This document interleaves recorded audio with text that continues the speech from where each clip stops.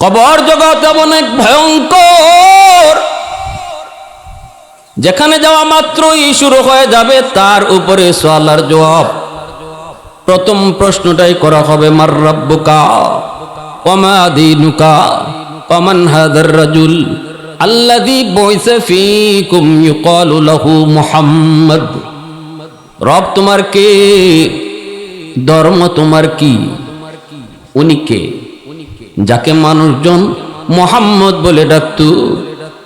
তিনটা প্রশ্নের জবাব যে মানুষটা দিতে পারবে যুবক, আল্লাহ বলবেন আমার বান্দা সত্য বলেছে, তার কবরটারে জান্নাতি পোশাক দিয়া তারে জান্নাতি পোশাক পরাও, কম দামি কাপড় আমার জান্নাতি বান্দার পরনে আর মানায় না, জান্নাতি পোশাক তারে পরাও। ওয়া আফরিশুহু মিনাল জান্নাহ, জান্নাতি বিছানা তার বিছায়া দাও, আর জান্নাত থেকে একটা সুরুং তার কবরে তোমরা করে দাও, যেন কিয়ামতের আগ পর্যন্ত কবরে শুয়ে শুয়ে সে জান্নাতের সুখ শান্তি পাইতে পারে। মায়ার নবী, দয়ার নবী সাহাবায়ে কেরামদেরকে নিয়ে মদিনার কবর জান্নাতুল বাকির পাশ দিয়া যান। আল্লাহ নবী সাহাবায়ে কেরামকে বলেন, সাহাবীরা থামো, আল্লাহ আমাকে অন্তর চোখে দেখাইছেন এই কবরটার ভিতরে একজন যুবক জাহান্নামের আগুনে ভুগতেছে। তোমাদেরকে আল্লাহ পাক জাহান্নামের কবরের আযাব আল্লাহ তোমাদেরকে দেখায় না দুনিয়ার নিজাম ঠিক রাখার জন্য, কিন্তু আল্লাহ আমাকে অন্তর চোখে দেখায় দিছে এই কবরের ভিতরে একজন যুবক, কিন্তু ওই যুবক জাহান্নামের শাস্তি ভোগ করতেছে।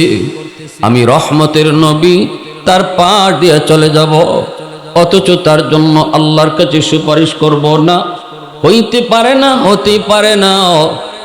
চলো আমি নবী তোমাদেরকে নিয়ে আল্লাহর কাছে সুপারিশ করি। আমি শুধু চাইবো আর তোমরা আমিন আমিন বলবা।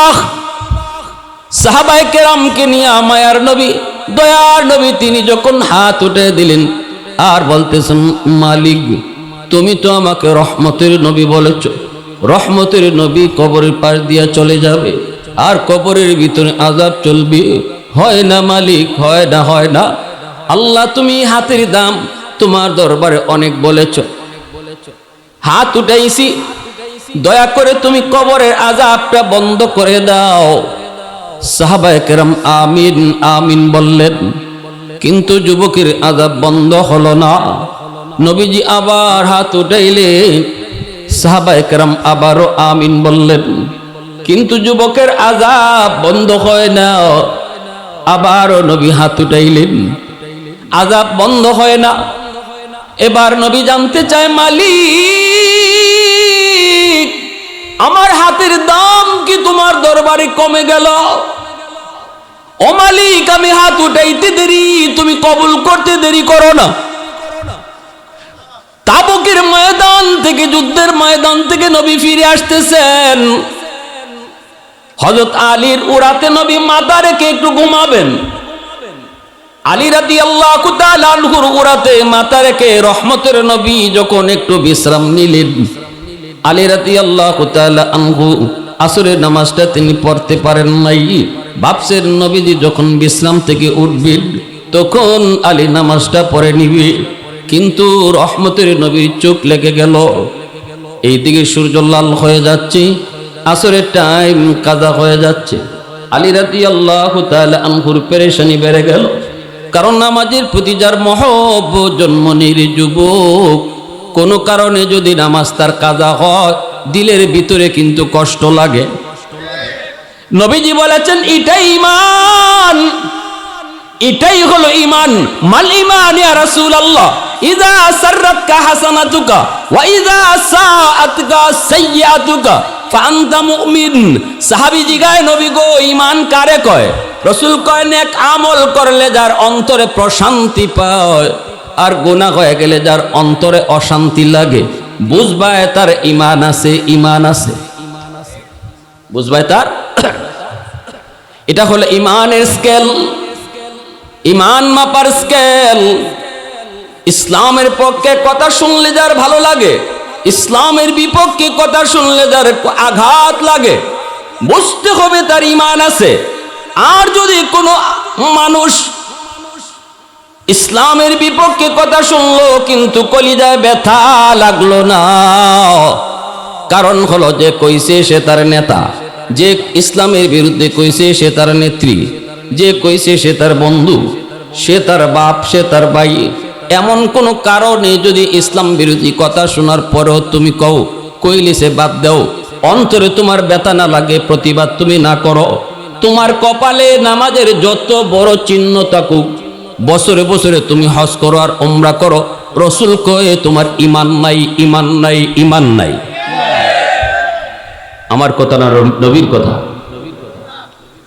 আমার নেতায় কইছে এজন্য আমি চুপ, অথচ আমার আল্লাহর বিরুদ্ধে, রসুলের বিরুদ্ধে, ইসলামের বিরুদ্ধে। আল্লাহ রসুল কয় তোমার কপালে নামাজ পড়তে পড়তে কপালে কর ফালাইয়া দিল, আমি রসুল বলতেছি, আলামতে কয় তোমার ইমান নাই, ইমান নাই। নেতা বড় না ইসলাম বড়? নেত্রী বড় না নবী বড়? আমি নেতার কথা মানব ততক্ষণ যতক্ষণ আমার রসুলের বিরুদ্ধে কথা না কয়, দল করব ততক্ষণ যতক্ষণ ইসলাম বিরোধী কথা না কয়। কেউ এই দোয়া করে না, আল্লাহ মরণ যেন আমার যে দল করি দলের উপরে হয়, ইজাদ দোয়া কেউ করে না। মুসলমান দোয়া করে মরণ যেন ইমানের হালতে হয়। তাহলে আমি আল্লাহর কাছে এই কথা বুঝাইলাম মুখে যে আমার দল বড় নয়, ইমান বড়, নেতা নেত্রী বড় নয়, আল্লাহ রসুল বড়। এরপরে মুখে কইলাম আর কাজে দেখাইলাম ভিন্নতা, কাজে দেখাইলাম ভিন্নতা, এর নাম ইমান না, ঠিক কিনা ভাইরা আমার? এজন্যই হযরত আলী রাদিয়াল্লাহু তাআলা আনহুর অন্তরে ব্যথা, পেরেশানি বেড়ে গেল। সূর্য তো লাল, কিছুক্ষণের ভিতরেই হয়তো সূর্য ডুবে যাবে, আমার আসরের নামাজ বুঝি কাজা হয়ে যাবে। কিন্তু আমি নবীর কেমন করে ঘুম থেকে তুলব, কেমন করে নবীকে বলবো নবী গো উঠেন, আমার নামাজ কাজা হয়ে যাচ্ছি। রহমতের নবী, দু জাহানের বাদশা, আমি আলীর উরাতে ঘুমায়, এটা তো আলীর জন্য খুশনসিব, ঠিক না? দু জাহানের বাদশা আলীর উরাতে ঘুমায়, এটা তো আলীর জন্য বড় খুশনসিব। কেমনে নবীর ঘুম ভাঙ্গাবো, কেমন করে আমি নবীর ঘুম ভাঙ্গায় কষ্ট দিব?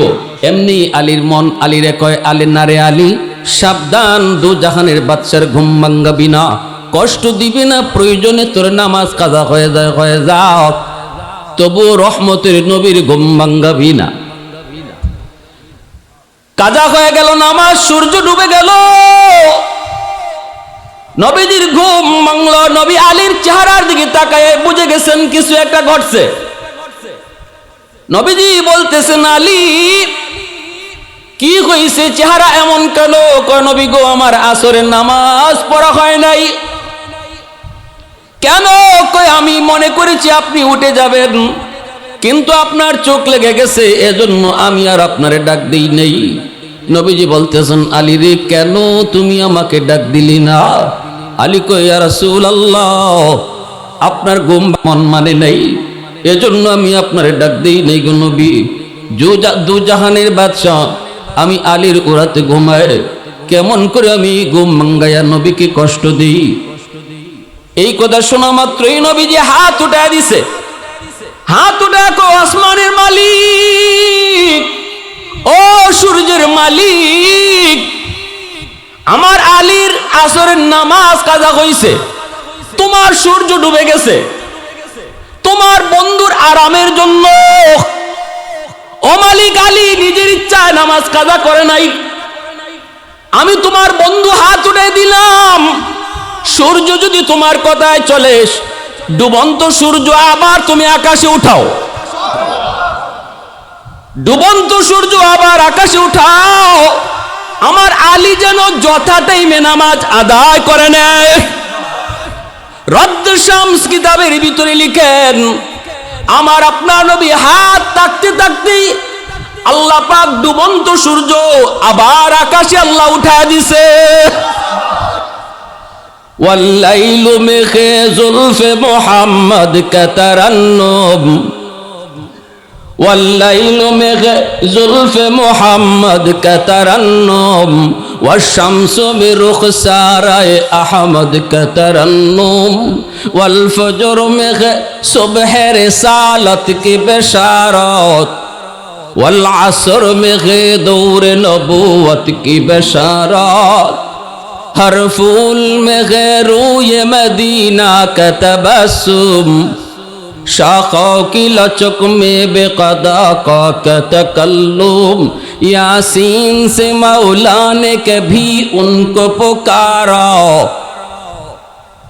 यासीन से मौला ने कभी उनको पुकारा, हामीम कभी और कभी तोसीन इशारा, ये रमज़ो है कुछ आशिक़ माशूक़ के माबैन, समझाए जिन्हें खल्क़ में अक्सर वर कौनैन, समझाए जिन्हें खल्क़ में अक्सर वर कौनैन।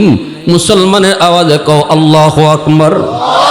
হয় নাই আরো জোরে আল্লাহু আকবার, আরো জোরে আল্লাহু আকবার।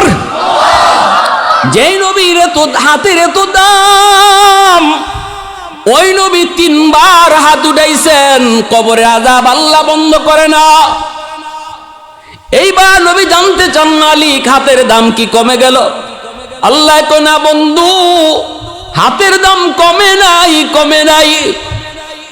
এই যুবকের মা এখনো দুনিয়ায় জীবিত, মার কলিজায় ব্যথা, মারে মারছে, মার গায়ে এখনো মাইরের দাগ আছে। মরণের সময়টাতেও সন্তানরে মায় মাপ দেয় নাই। এজন্য আমি আল্লাহ সিদ্ধান্ত নিয়েছি, যতক্ষণ পর্যন্ত তার মা তার মাপ না দিবে, আমি আল্লাহ কারো সুপারিশ কবুল করব না, তোমার সুপারিশও কবুল করব না, আযাব আমি বন্ধ করব না। এই কথা শোনা মাত্রই নবীজি হাত নামায় ফেললেন। আমার আপনার নবী রহমতের নবী, উম্মতের কান্ডারি নবী। সাহাবীদের কি বলেন, সাহাবীরা দৌড়ে যাও, যায় তার মাকে আমার সালাম জানাও। মহিলা আসলে পরে নবী কয়, মা গো কবরটা চিননি। মহিলা চোখের পানি ফেলে কান্দার কই, নবী গো এই কবরটা হলো আমার সন্তানের কবর। নবীজি বলতেছেন, সন্তান বুঝি তোমার অনেক কষ্ট দিয়েছি, তোমার কলিজায় নাকি অনেক ব্যথা। আমি দুজাহানের বাদশা রহমতের নবী, উম্মতের কান্ডারি নবী আল্লাহর কাছে হাত উঠাইছিলাম, একবার নয় গো মা, 3 বার তোমার সন্তানের আযাব বন্ধ হওয়ার জন্য হাত উঠাইছি, কিন্তু আমার দোয়া আল্লাহ কবুল করে না, আমার সুপারিশ আল্লাহ কবুল করে না। আল্লাহ জানায় দিছে, তুমি মা যতক্ষণ পর্যন্ত তারে ক্ষমা না করবা, আল্লাহ তার কবরের আযাব বন্ধ করবে না। তাহলে বোঝা গেল বাপ মার অবাধ্য সন্তান কবরে যাওয়া মাত্রই তার কবরের আযাব শুরু হবে। নবীজি বলতেছেন, মা গো 10 মাস 10 দিন তুমি তো তারে পেটে নিয়েছো, মাফ করে দাও। মহিলা তখন মাথাটা নিচের দিকে দিয়ে দিল, কথা কয় না, হাও কয় না, নাও কয় না। নবীজি আবার বলতেছেন, মা একটু দয়া করো, সন্তানের উপর রহম করো, তুমি মাফ না করলে তার আযাব বন্ধ হবে না। মাথাটা উঠায়া চোখের পানিটা মুইচা অনেক শক্ত হইয়া নবীজির দিকে তাকায়া কয়, নবী গো আমি কি আমার পিঠে মাইরের দাগ দেখাইমু? আমি কি আমার পিঠে মাইরের দাগ দেখাইমু? না গো নবী, আমি এর মাফ করবো না। বউয়ের কথায় আমি মারে মারতো। আল্লাহ নবীর চোখ থেকে দর দর করে পানি পড়ে। নবীজি কান্দে আর কয়, মালিক আমি তো আমার মারে পাই নাই, 6 বছর বয়সে মা হারাইলাম, জন্মের আগে বাবা হারাইলাম। মার আদর কেমন, বাবার আদর কেমন আমি নবী তা জানি না। যেই সন্তান মা পায়া বাবা পায়া বাপ মারে কষ্ট দেয়, এ কত বড় নালায়েক। আল্লাহ নবী তখন চিন্তায় পড়ে গেলেন, মা তো শক্ত হয়ে গেছে, মাফ করবে না, আর যদি মায় মাফ না করে আল্লাহ তারে মাফ দিবে না। রহমতের নবী এই অবস্থায় কেমন করে ফালায়া যান? নবীজি কিং কর্তব্য বিমূঢ় হয়ে পড়লেন। এবার রাসূল একটা চিন্তা করলেন, মার দিল কেমন করে নরম করা যায়, শক্ত দিলটা কেমন করে নরম করা যায়। এবার নবী বলতেছেন, মা গো, ও মা, শক্ত হয়ে গেছে তোমার দিলটা, কবরের আযাবটা তুমি দেখতেছো না, আমি দেখতেছি। এবার রাসূল আল্লাহর কাছে আবদার করে, মালিক, আমার মন বলে কবরের আযাবটা যদি তুমি মার চোখেও আমার মতো দেখায় দাও। মা যদি নিজের চোখে সন্তানের কষ্ট দেখে, আমি নবীর মন কয় মার দিলটা নরম হয়ে যাবে। আল্লাহ তুমি আমার এই সুপারিশটা কবুল করো, কবরে আযাবটা মার চোখেও তুমি দেখায় দাও। তখনই আল্লাহ কয়, ঠিক আছে বন্ধু, তোমার এই সুপারিশ আমি কবুল করলাম। এইবার কবরের আযাবের দৃশ্য আমার নবী যেভাবে দেখতেছেন, মায়ও নিজের চোখে দেখতেছি। চোখের সামন থেকে আল্লাহ পাক কুদরতি পর্দা দুজনের সরায় দিলেন, মার চোখের সামন থেকে আল্লাহ সরায় দিলেন। এমনি মা দেখতেছে কবরের ভিতরে সন্তান আগুনে পড়ে সাপের কামড় খায়, আর মা মা কয়ে চিৎকার করে কাঁদতেছে, কারণ আযাবটা বুক করতেছে। কেন এটা সে বুঝতেছে। মা মা কয়ে চিৎকার করে কাঁদতেছে, মা গো মা, মাফ করো গো মা। এই দৃশ্যটা দেখা মাত্রই দুঃখিনী মার দিলটা নরম হয়ে গেছে। চিৎকার দিয়া মায় কয়, নবী গো, ওগো নবীজি, আমার মনে কোনো কষ্ট নাই, আমি আমার সন্তানরে মাফ কইরা দিছি। আল্লাহকে কোন আমার সন্তানের আযাব যেন আল্লাহ বন্ধ করে। সাথে সাথে আল্লাহ পাকের পক্ষ থেকে কবরের আযাবটা আল্লাহ পাক বন্ধ করে দিয়েছি। এজন্যই বলতেছিলাম, রে যুবক, কবরের আযাব, কবরের সুখ দুঃখ এটা চিরন্তন সত্য। তুমি আমি চোখে দেখি আর না দেখি, আল্লাহ আমাদেরকে দেখায় না, কিন্তু আমার আপনার নবীর আল্লাহ পাক অন্তর চোখেও আল্লাহ দেখাইছে। ঠিক কিনা জোরে কও। এই কবর জগৎ কারো জন্য হবে জান্নাত, কারো জন্য জাহান্নাম। 3 সওয়াল 3 প্রশ্নের জবাব দিতে পারছো, কবর তোমার জন্য জান্নাত। যদি 3 প্রশ্নের জবাব তুমি দিতে না পারো, তাহলে জাহান্নাম। এরপরই ভাইরা বন্ধুরা, তোমার শুরু হয়ে যাবে হাসরের ময়দানের পরই তোমার হয়তো ফয়সালা জান্নাত নয়তো জাহান্নাম। সর্বনিম্ন যেই মানুষটারে আল্লাহ পাক জান্নাত দিব, এই মানুষটারও আল্লাহ পাক 10 দুনিয়ার সমান জান্নাত দেলাইব। কয় দুনিয়ার সমান? জোরে কও, আর একটু জোরে কও, কয় দুনিয়া? 100 টাকা জায়গা লইয়া তুমি আরেকজনের উপরে মামলা করে দিছো, ক্ষমতার বলে শক্তির বলে 150 টাকা জমি লইয়া তুমি আরেকজনের উপরে জুলুম করেছো। 150 টাকা জায়গার কারণে 10 দুনিয়ার সমান জান্নাত যে হারায়, সে বুদ্ধিমান নাকি বোকা? ইয়া হান্নানু ইয়া মান্নান, খালি চিল্লাইতেছে চিল্লাইতেছে। হাজার হাজার কোটি কোটি বছর জাহান্নামের আগুনে জ্বলল, মানুষের কোনো আকৃতি নাই, পুরা বডিটা কয়লা হয়ে গেছে, কই না কই মুখ কই হাত কই পা চিনা যায় না। কিন্তু ইমানের বদৌলতে আল্লাহ তারে জান্নাত দিবে, এটা আল্লাহর ফয়সালা। মান ক্বালা লা ইলাহা ইল্লাল্লাহ দাখালাল জান্নাহ, ঈমান যার আছে একদিন না একদিন আল্লাহ তারে জান্নাত দিব। জাহান্নামের শাস্তির মেয়াদ ভোগ করার পর আল্লাহ তারে জান্নাত দিব। কেউ যাইব ফার্স্ট চান্সে, কেউ যাইব সেকেন্ড চান্সে, কেউ যাইব মেয়াদ পুরা কইরা। এই লোকটা খবর সর্বশেষ জান্নাতি, তারপরে আর কেউ জান্নাতে ঢুকবে না। আল্লাহ পাক জিব্রাইলকে বলবেন, জিব্রাইল জাহান্নামের ভিতরে যায় ঢুকো। কে? আমি আল্লাহকে ইয়া হান্নানু ইয়া মান্নান কয়া এইভাবে ডাকি। জিব্রাইল আমিন জাহান্নামের ভিতরে ঢুইকা ঘুরবে, কিন্তু মানুষ তো পায় না, আওয়াজ শুনতে পায় কিন্তু মানুষ তো দেখেন না। কয়লা হয়ে গেছে কয়লা। জাহান্নামের আগুন দুনিয়ার আগুনের মতো না রে যুবক। জাহান্নামের আগুন কিরকম পাওয়ারি, দুনিয়ার আগুনটা আল্লাহ পাক যখন দুনিয়ায় দিব, ফেরেশতাকে আল্লাহ কইছিল, যাও জিব্রাইল জাহান্নামের মালিক দারোগার কাছ থেকে একটু আগুন নিয়ে দুনিয়াতে দিয়ে আসো, দুনিয়ার মানুষের কাজকর্মের জন্য আগুন লাগবে। জিব্রাইল আমিন যায় মালিক দারোগারে বলতেছে, ভাই একটু আগুন লাগবে। কোথায়? কই দুনিয়াতে নিব। কত দূর? কই দিলাও আঙ্গুলের মাথা পরিমাণ। মালিক ফেরেশতায় কই, ভাই জিব্রাইল তুমি কও কি গো, আঙ্গুল পরিমাণ আগুন যদি দুনিয়া দেওয়া হয়, তামাম দুনিয়া আগুন জ্বলে, শুধু আগুন জ্বলবে, আগুন জ্বলবে, এত আগুন দেওয়া যাবে না। কই দেলাও তাহলে নখ পরিমাণ। কয় না, এত দূর যদি দেওয়া হয় দুনিয়াতে কোনো গাছপালা জন্মিবে না। কই তাহলে কদ্দূর? কয় আল্লাহরে যায় জিগাও। আল্লাহ কই জিব্রাইল সরিষার দানা পরিমাণ আগুন তুমি নিয়া দুনিয়ার সর্বোচ্চ পাহাড়ের উপরে রাখবা। ওই সরিষার দানা পরিমাণ আগুন পাহাড় ছিদ্র করে, সাত জমিন ছিদ্র করে আবার জাহান্নামে চলে যাবে। শুধু ধোঁয়া ছাইরে যাইব, এই ধোঁয়া থেকে দুনিয়ার আগুনের জন্ম। জাহান্নামের আগুনের ধোঁয়া থেকে দুনিয়ার আগুনের জন্ম। এই দুনিয়ার আগুনে যদি আঙ্গুল রাখতে না পারো যুবক, তাহলে একটু বুঝো জাহান্নামের আগুনের তেজটা কেমন। লোকটা চেনা যায় না, হাত পা অঙ্গগুলি বোঝা যায় না। জিব্রাইল আমিন কয়, মালিক মানুষ তো দেখি না, কিন্তু আওয়াজ শুনি। আল্লাহ বলতেছেন, জিব্রাইল তুমি বের হয়ে আসো। জিব্রাইল আমিন বের হয়ে আসলেন।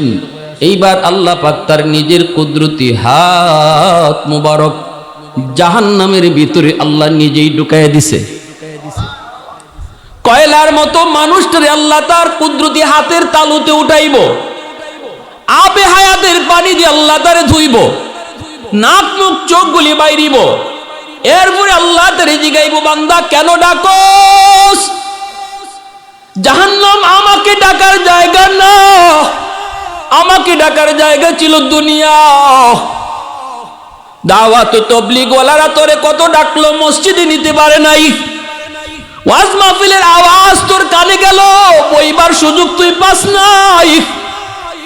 উলামায়ে কেরাম কত মেহনত করলো, সেদিন তোর আমাকে ডাকার সুযোগ হয় নাই। ওই দিন যদি আমার একবার ডাকতি, আমি 70 বার জবাব দিতাম।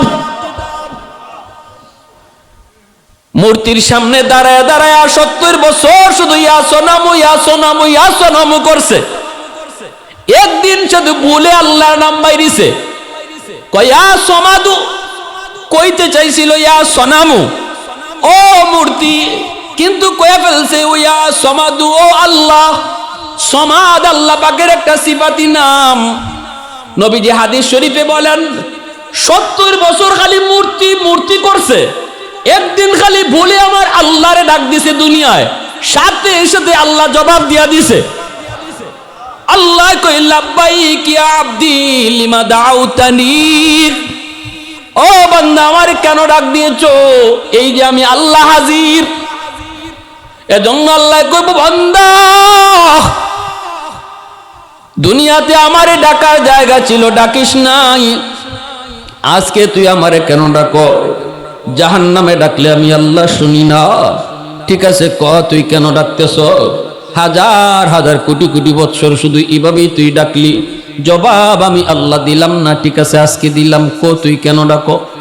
তখন কই, মালিক জানি আমি জাহান্নামী, আমি পাপী, আমি গুনাহগার, পাপের শাস্তি আমি ভোগ করতেছি, কিন্তু একটু দয়া কি তুমি করবাই না? দুনিয়াতে আলেম ওলামার জবানে শুনেছি তোমার নাম রহমান, তোমার নাম হলো রহিম, তুমি অতি দয়ালু।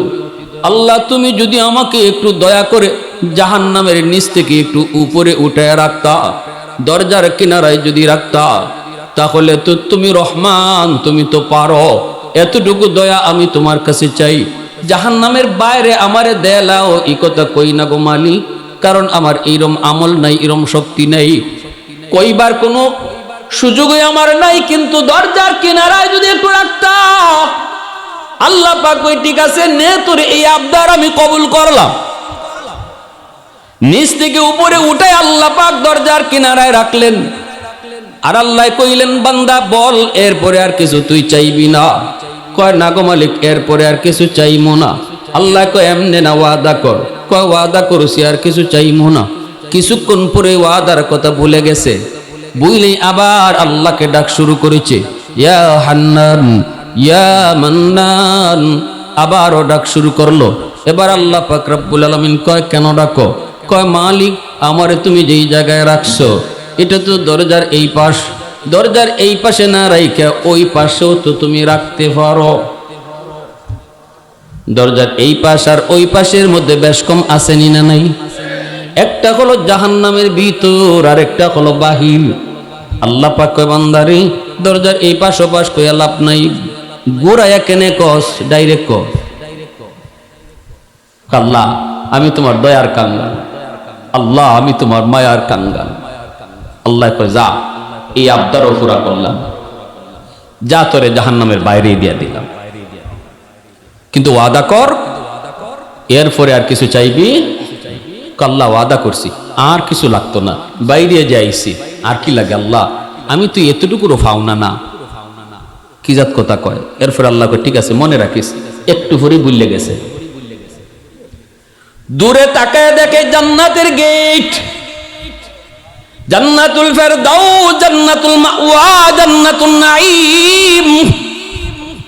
জান্নাতের গেটগুলি দেখে আবার আল্লাহকে ডাক শুরু করছে, ইয়া হান্নান ইয়া মান্নান।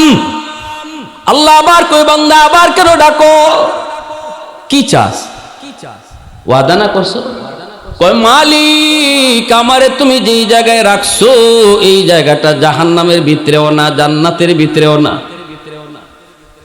এমন এক জায়গায় তুমি আমারে রাখছো, এখানে রাখা যায় কথা, জান্নাতের গেটের পাশে নিয়ে রাখা এক কথা। ওই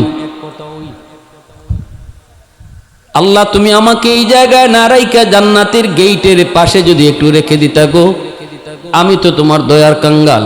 আল্লাহ কয়, ওয়াদা না করছিলি আর কিছু চাইবি না? কয়, মালিক তুমি রহমান, তুমি রহিম। সুবহানাল্লাহ। আল্লাহ পাকেরও মানসা, আল্লাহ তারে জান্নাত দিত, কারণ ঈমান আছিল। আর এবং সেই সর্বশেষ জান্নাতি, এরপরে আর কোন লোককে আল্লাহ জান্নাতে ঢুকাবে না। জাহান্নামের দরজারে আল্লাহ সিলগারা মারবে, জান্নাতের গেটও আল্লাহ সিলগারা মারবে। চিরকাল জাহান্নামীরা জাহান্নামে থাকবে আর জান্নাতীরা চিরকাল জান্নাতে থাকবে। এই লোকটারে জান্নাতে দেওয়ার পরেই সুবহানাল্লাহ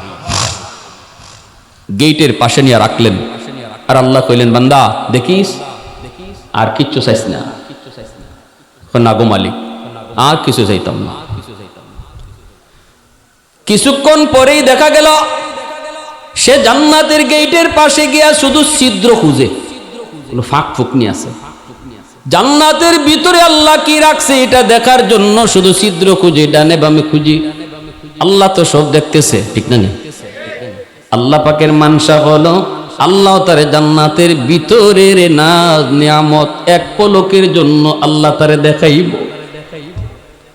জান্নাতের গেটটার মধ্যে আল্লাহ জান্নাতি বাতাস ছেড়ে দিলেন, এক পলকের জন্য গেটটা শুধু খুলছে আর নয়ন পড়ছে, নজর পড়ছে জান্নাতের ভিতরে, সাথে সাথে আবার গেট লেগে গেছে।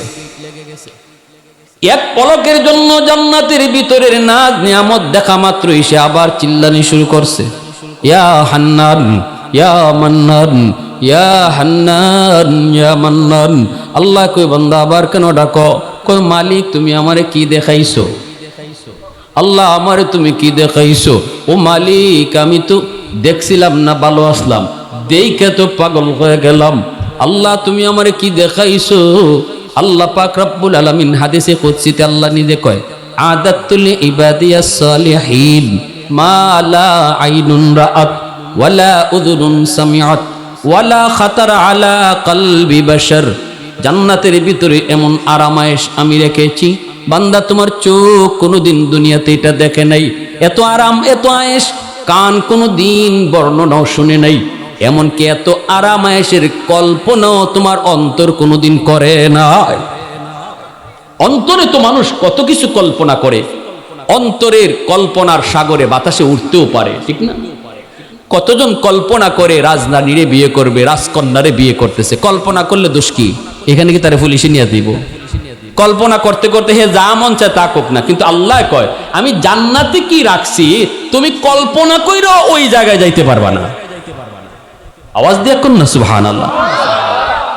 হায় রে, আহ যুবক, আমরা দেখি না বলে কথারে গুরুত্ব দেই না, অথচ আমার রসুল নিজে বলেন মেরাজের রজনীতে আমি জান্নাত জাহান্নাম নিজের চোখে দেখে আসছি।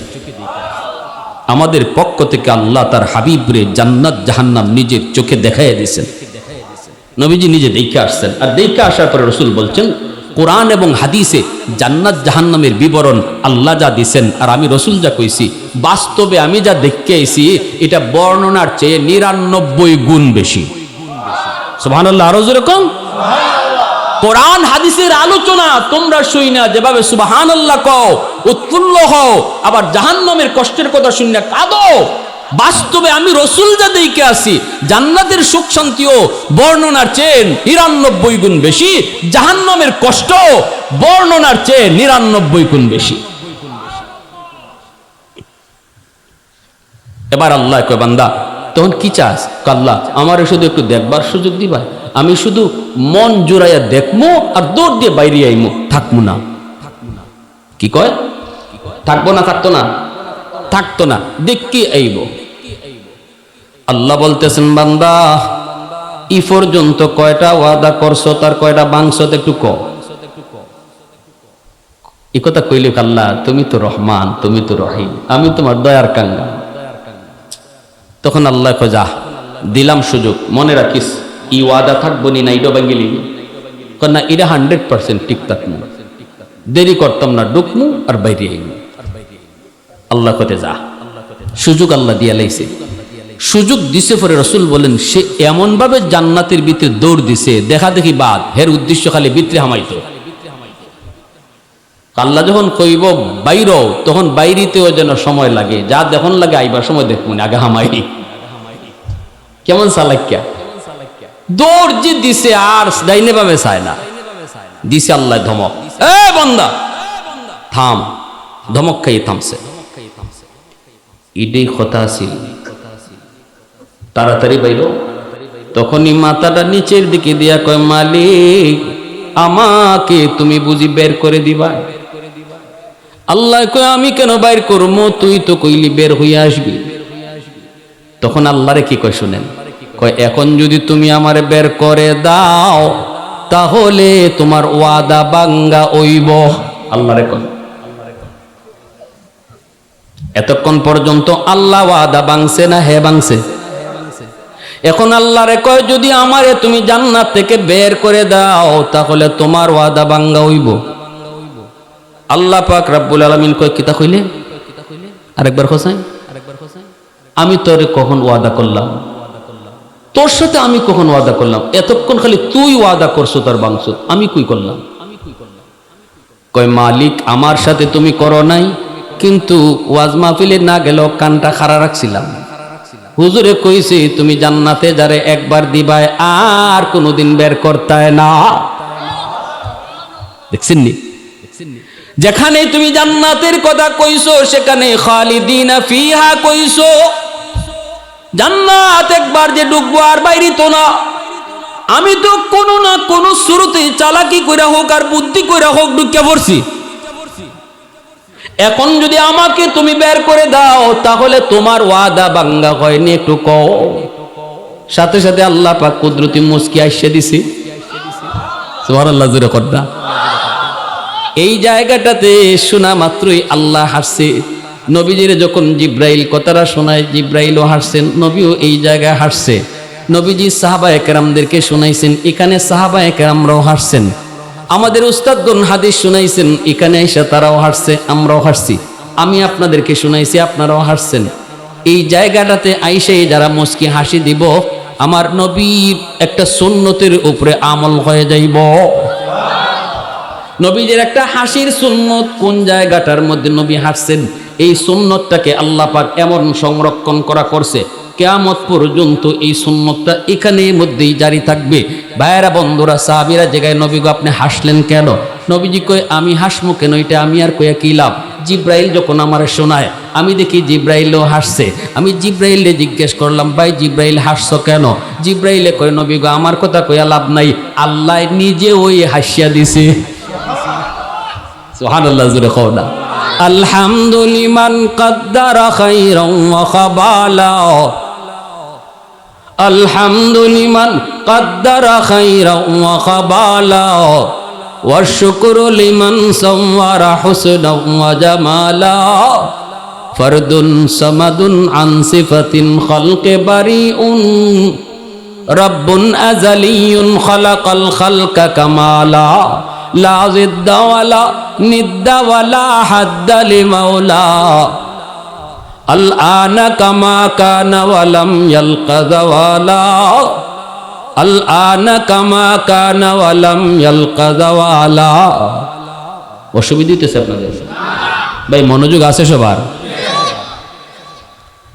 এবার আল্লাহ কয় যা চালাকিটা তো কম করলে না নমাজের খবর রাখছত না কিন্তু আমার ওয়াদার খবর ঠিকই রাখছো ঠিক না নি হালাল হারামের খবর রাখছত না রে বান্দা তুই যে চালাক্যের আমার ওয়াদার খবর ঠিকই রাখছো তে যেটা শুনছো এটা ঠিকই শুনছো আমি আল্লাহ যারে জান্নাতে একবার ঢুকাই আর বাইর করি না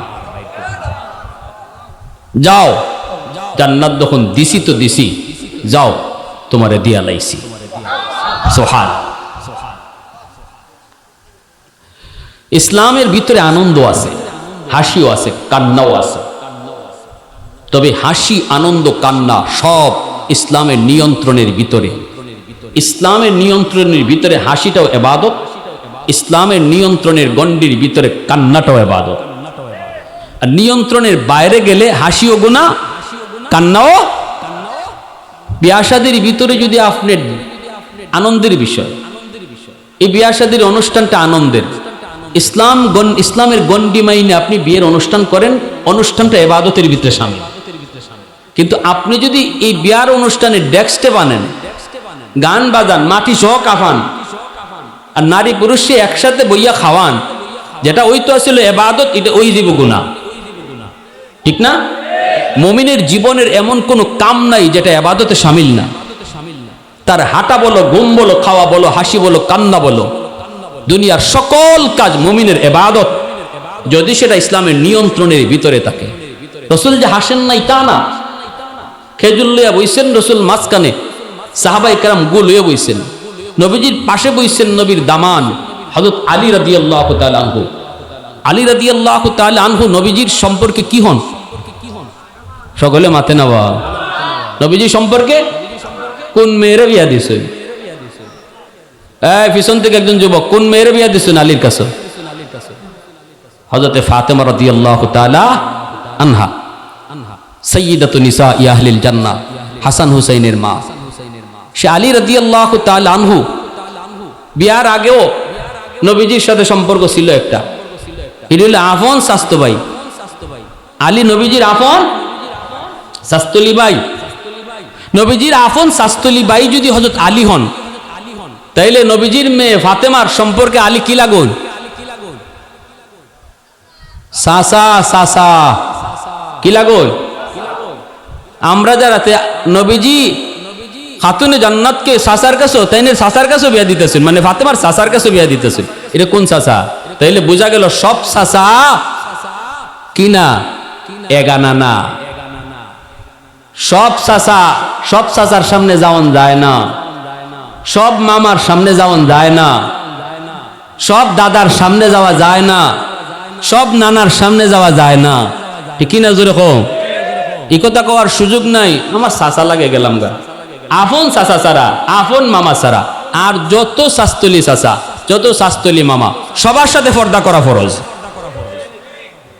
এটা আমরা মানিনি হ্যাঁ না মানার কারণে তো অঘটন ঘটে আল্লাহ নবী তো আপন শাস্তলি বাইর কাছে মেয়ে বিয়া দিছেন আপন শাস্ত্র বাইর কাছে হযরত আলী রাদিয়াল্লাহু তাআলা বাবা হযরত নবীজির চাচা আবু তালিব নবীর আপন চাচা ওনার ছেলে আলী তাহলে আপন শাস্তল ভাই তার কাছে বিয়া দিয়েছেন রাসূল তার মেয়ে আলী রাদিয়াল্লাহু তাআলা নবীজির পাশে বসা আর খেজুর খাওয়া চলছে নবী বলতেছেন সবাই খেজুর খাও আর আমি ওয়াজ করি ওয়াজ শোনো সকলে রাসূলের ওয়াজ শুনতেছেন আর খেজুর খাইতেছেন আর যার যার খেজুরের বিচি যার যার উড়ে রাখতেছেন সামনে ব্যতিক্রম শুধু একমাত্র আমার আপনার নবী, যিনি খেজুর খাইতেছেন ঠিকই কিন্তু বিসি রাখতেছেন দামানদের উড়ো। বিসি কই রাখতেছেন? হ্যাঁ, কেউর কোনো খবর নাই। সবাই তো আল্লাহর নবী কথা কইতেছেন, নবীজির ওয়াজ শুনতেছেন। এখানে কেডায় বিসি কোনবাই রাখলো, এটা কেডায় থাকে? মনোযুক্ত রসুলের ওয়াজের দিকে। কিন্তু আল্লাহর নবীর সবই হুশ আছে। রসুল ওয়াজও করতেছেন, মুড়ে মুড়ে বিসি রাখতেছেন দামানদের উড়ো। খাওয়া শেষ, আল্লাহ রসুল ওয়াজও তো শুনলাই, খেজুরও খাওয়া শেষ হয়ে গেল। বুঝলাম না কেডা কি পরিমাণ খাইলো।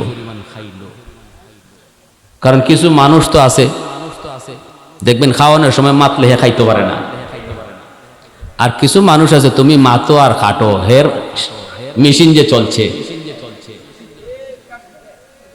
এটা থাম, মুখ ও করতেছে, কথাও কইতেছে, খাইতেছ। আরেকদল মুখ নলা আতলে বই দিছে, মাত শেষ বের করে খাইব।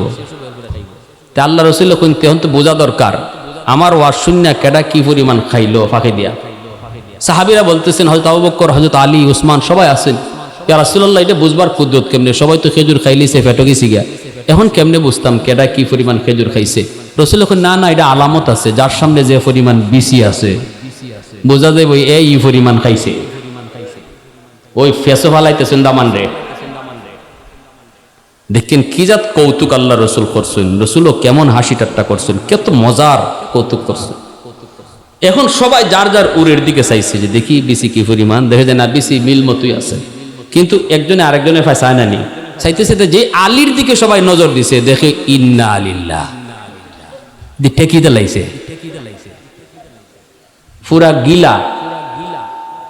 এখন হযরত আলী খেজুরের বিসি দেখিয়া তাই নিজেও বেকুব হয়ে গেছে, আমি তো অত খেজুর খাইছি না, এগুলো গিলা লাগিয়ে রয়েছে ঘটনা কি? তাই হযরত আলী শরম পাইলিছেন, সকলে আলীর দিকে চোখ বড় বড় করে চাইতেছে, ওরে বাপরে আলী যে খাউরারি, এত কথা কইলে ওয়াজের ভিতরেও তার খানি বন্ধ হয় না। সকলে বুঝতে যে আলী যে কত বড় খাউরা। তখন আলী তো পড়ছেন শরম, তাইলে হিসাব মিলাইতে পারতেছেন না যে আমি অত খেজুর তো খাইছি না, বিসি এলো কোত্থেকে? আটকা নজর গেছে শ্বশুরের ভাই। দেখুন আল্লাহ নবীর সামনে খেজুরের বিসি একটাও নাই। এমনিতে আলী বুঝে লেছেন ঘটনাটা, যে আরে এখানে তো আমার হৌরে আমার শরম দিবার লইতেছে সবার কাছে, তাই খেজুর খাইছুন ঠিকই কিন্তু বিসি রাখছেন আমার। এখন কেমনে হযরত আলী কোন আল্লাহ রসুল কোন শোনো, যার সামনে যে পরিমাণ বিসি আছে বোঝা যাবে এই পরিমাণ খাওরা, হে এত বড় খাদক। হযরত আলী কোন ইয়া রাসূলুল্লাহ কথা ঠিক, বিসি দেখলেই বোঝা যাবে কে কি পরিমাণ খাইছে আর কে কত বড় খাওরা। কিন্তু আমার কথা হইলো যে খেজুরের সাথে বিসি সহ খাইলিছে হে কত বড় খাওরা। আল্লাহ রসুল আইসে দিয়েছেন, সাহাবা একরাম সবাই আইসে দিয়েছেন। তখন সাহাবীরা বুঝতেছেন যারে এখানে শ্বশুর দামানদের ঠেলা ঠেলি চলছে। তো আল্লাহ রসুল তখন কইন আলী, এজন্যই কই আনা মাদিনাতুল ইলমি ওয়া আলিয়ুন বাবুহা, আমি এলেমের শহর আর আমার আলী হইল ওই শহরের দরওয়াজা। সুবহানাল্লাহ। তাফিম বেরে নিয়ে আসো। এজন্যই হযরত আলী রাদিয়াল্লাহু তাআলার জ্ঞান এত বেশি ছিল। আল্লাহ রসুল মজাক করছেন না, হাসি ঠাট্টাও করছে। আল্লাহ এখন যাও, এই লোকটা জান্নাতের দিকে যাইতেছে, এখন যেখানে বইতে চায় এখানে বইতে পারে না, আরেকজনে তুলে দেয়, কমিয়া এটা আমার জান্নাত, কারণ এই লোকটা গেছে সবার পরে, ঠিক না নি? সবাই তো আগে গিয়ে যার যার জান্নাত দখল নিচ্ছে। আপনি যদি ইস্তেমার মাঠও পরে যান জায়গা পাইবানি, খালি উগলা বিছাইবা, কইবা বাড়ি কই, কইবা সিলেট, দৌড়মিয়া এটা নোয়াখালী, এটা বরিশাল, আপনার ওই এয়ারপোর্ট পাঠাইব। তেন লোকে বইতে পারে না, আল্লাহ জান্নাত তো দিছো, কেউ দিয়ে আমার বইবার লাগিয়ে দেয় না। আল্লাহ কোন বান্দা কওকে তুমি সামনে বাড়ো, তোমার মতো জান্নাতির জন্য আমি আল্লাহ 10 দুনিয়ার সমান জান্নাত রেখে দিয়েছি। সামনের দিকে আগায় দেখে তার নাম, গেটের মধ্যে তার নাম, সামনে যায় দাঁড়ানো মাত্রই গেটটা অটো খুলে গেছে। আল্লাহু আকবার। ভিতরে ঢোকা মাত্রই হুরেরা তারে সংবর্ধনা নিয়ে গেছে। হুরদের সাথে তার পরিচয় হয়েছে, 70 জন হুর বিকালবেলা বের হয়েছে তার বাগানগুলি দেখার জন্য। যুবক, সুন্দর সুন্দর বাগান, ফলের বাগান, একটা একটা করে ফল খায়। লেকের পারে দেয়া বসছে, দেখে সুন্দর মাছ, সোনালি রঙের রূপালি রঙের মাছ, দেখে কয় মাছটা দেখতে এত সুন্দর, না জানি খাইতে কত মজা। সাথে সাথে আল্লাহ পাক মাছের জবান আল্লাহ খুলে দিছে। মাছে কয়, ও আল্লাহর বান্দা আতাশতাহি, তুমি কি আমারে খাইতে চাও? সে কয়, হ আমি তোমারে খাইতে চাই। কেমনে খাইতে চাও? মাতবুখান আও মাশউইয়ান, বুনা খাইবাই না বাজা খাইবাই? তখনই জান্নাতি কয়, এটা কোন ধরনের মাছ? আমারে কয় বুনা খাইতাম না বাজা খাইতাম। দুনিয়াতে মাছ মারতে গেলে কত যুদ্ধ। তখনই জান্নাতি কয়, আমি তোমারে বুনাও খাইমু বাজাও খাইমু, দুইও বাই দেখমু টেস্ট কোনটা। আল্লাহ তারে বুনা বানায় আগে হাজির করব। বুনা মাছটাকে কাটা ফেলাইব, এই মাছটা আবার অবিকল মাছ হয়ে যাইব, আবার ভাজা বানায় আনবো। দৃশ্যগুলি দেখতেছে, হঠাৎ দেখে নরম হাতের ছোঁয়া কাঁধে লাগছে। কে গো তুমি?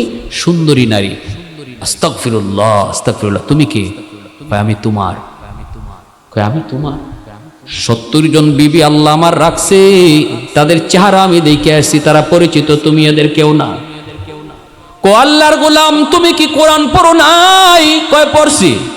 কয় কোরআনুল কারীমের ভিতরে তুমি কি পড়ো নাই ওয়ালাদাইনা মাজিদ? জান্নাতের ভিতরে বান্দা আমি তোমাকে যা নিয়ামত দিছি তো দিছি, মাঝে মাঝে অতিরিক্ত দিব। আমি সেই অতিরিক্ত দুনিয়ার জমিনে কত যুবক কক্সবাজার গেল, বান্ধবী লইয়া গেল, গিয়া তারা আমোদ করলো, ফুর্তি করলো, গুনাহ করলো, হারাম কাজ করলো। কিন্তু তুমি সমুদ্রের পারে গেছো, লেকের পারে বইছো, আল্লাহর কুদরত নিয়ে তুমি ভাবছো, আল্লাহ পাকের জিকির করছো, দিলের ভিতরে আল্লাহর মহব্বত ঢুকাইছো। চাইলে তুমিও সুন্দরী নারী লইয়া ওই কক্সবাজার ঘুরতে পারতা, লেকের পারে আনন্দ করতে পারতা। কিন্তু ওই দিন নিজের নফসের সাথে যে জিহাদ করেছো, আল্লাহ পাক ওই দিনই তোমার জন্য আমার মতো জান্নাতি রূপসীরে আল্লাহ বানায় রাখছি। যেদিন তুমি জান্নাতে আইসা লেকের পারে একা একা বসবা, ওই দিন যেন আমি তোমার সঙ্গ দেই। প্যারে হাজিরিন, এত নাজ নিয়ামত আল্লাহ পাক রাখছে। আল্লাহ কয়, ইয়া আবা সুফিয়ান ওয়াল্লাহি লা তামুতুন্না সুম্মা লা তুবআসুন্না সুম্মা লা ইয়াদখুলুন্না মাহাসিনুকুমুল জান্নাহ ওয়া মুসিকুমুন নার। রাসূলকে, আবু সুফিয়ান জানো মরতে হবেই নিশ্চিত একদিন, তারপরে তোমার নেক আমল তোমার জান্নাতে নিবে, তোমার বদ আমল তোমাকে জাহান্নামে নিবে। আল্লাহ আমাদেরকে বেশি বেশি নেক আমল করে জান্নাতি হওয়ার আর গুনাহ কাজ বর্জন করে জাহান্নাম থেকে বাঁচার তৌফিক আল্লাহ আমাদের সবাইকে দান করুন। সবাই বলে আমিন, আরো জোরে বলে আমিন। কেউ যাবেন না? সাহেবজাদে হবিগঞ্জে আছেন, আরে উনাদের দেখলে পরে তো হুজুরের কথা ইয়াদ হয়, ঠিক না? নি আল্লাহর ওলি ছিলেন, উনার সাহেবজাদা আমার অত্যন্ত পরম করম বন্ধুবর, সারা দেশে প্রোগ্রাম করেন, নন্দিত মুফাসসির, সুন্দর কথা বলবেন, এরপরে আপনাদেরকে নিয়ে মুনাজাত করবেন, চেহারা দেখবেন, হবিগঞ্জি হুজুর রাহিমাহুল্লাহর কথা ইয়াদ হবে। আখেরি মুনাজাত করে যাওয়ার তৌফিক আল্লাহ আমাদের সবাইকে দান করুন। সবাই বলে আমিন। পরিশেষে এই মাহফিলকে, এই মাদ্রাসাকে আল্লাহ কবুল করেন, গোটা এলাকার জন্য এই মাদ্রাসাকে আল্লাহ রহমতের বাগান বানায়া দেন। সবাই বলে আমিন। ওয়া আখির দাওয়ানা আনিল হামদুলিল্লাহি রাব্বিল আলামিন।